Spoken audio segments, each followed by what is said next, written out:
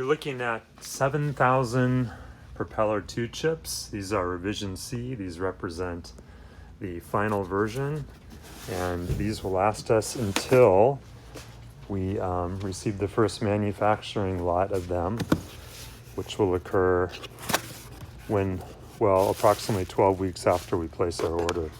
So let's just get a look at these. These are opened, and you can hear the air going into them. So at this point, we will actually be packaging these up in trays of 90 and resealing them.